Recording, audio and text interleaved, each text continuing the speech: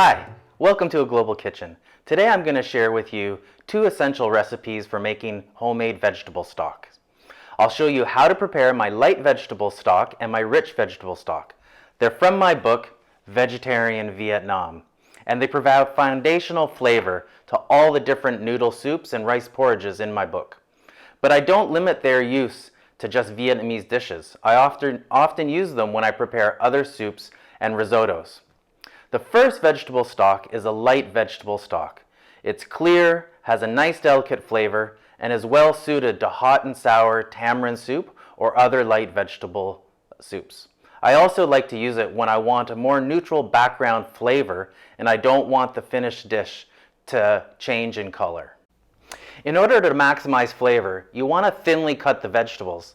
Sometimes, with vegetables like zucchini, eggplant, or kohlrabi that are white in color, I'll grate them to expose greater surface area and to help the flavors fully develop. Today I'm using carrots, green cabbage, zucchini, kohlrabi, and leeks. Other vegetables you can use are celery, celery root, some chayote, some daikon, some turnip, and onions.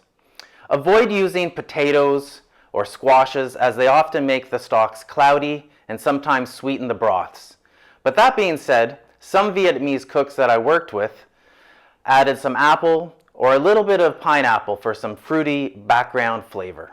Now, onto my rich vegetable stock. This vegetable stock has great depth of flavor and is well suited to many other types of cuisines. I often use it in dishes that have mushrooms, are tomato based, and the final dish is a bit darker in color. The tomatoes and dried shiitakes add umami and help create a richly flavored stock. This is my go-to stock when I want to make pho or bún bò Huế, or one of my favorites, a wild mushroom and leafy green noodle soup.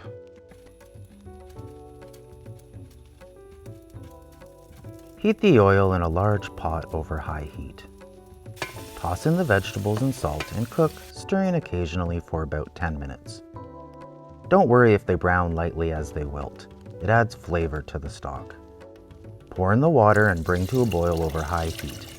Cover, reduce the heat to low, and simmer gently for 1 hour. Heat the oil in a large 6-quart pot over high heat. Toss in the onions, carrots, celery, garlic, and salt, and cook, stirring occasionally for about 10 minutes. Don't worry if the vegetables brown and caramelize as they wilt. It'll add flavor and color to your stock. Now add the tomato, shiitake mushrooms, and fresh mushrooms and cook for another few minutes. Pour in the water, bring to a boil over high heat. Cover, reduce the heat to low, and simmer gently for 1 hour. You'll notice that I have the vegetable stocks at a gentle simmer. You just want to try and coax out the flavor of the vegetables to get a flavorful stock. If you vigorously simmer or boil your vegetable stock, it may make the final vegetable stock cloudy. Carefully strain the vegetable stock through a fine mesh sieve positioned over another large pot or bowl. You'll have to do this in batches. Use the back of a spoon or ladle and gently press the vegetables to extract as much liquid as possible. Even though you wash and rinse some of the vegetables and shiitake mushrooms, some dirt and grit may be released during the simmering of the stock. So let the stock sit for about 15 minutes for any of those small gritty particles to settle on the bottom of the pot.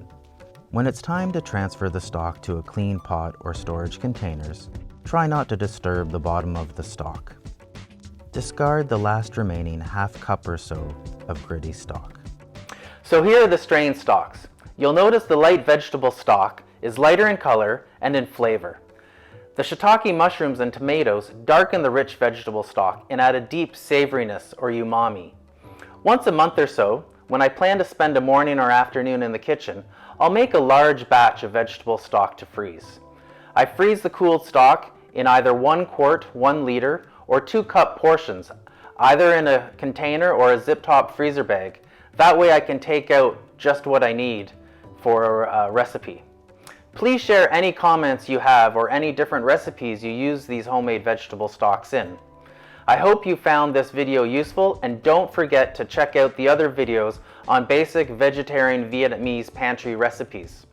Give it a thumbs up, share it with others, and I'd love if you subscribe to A Global Kitchen. Bye, and happy cooking.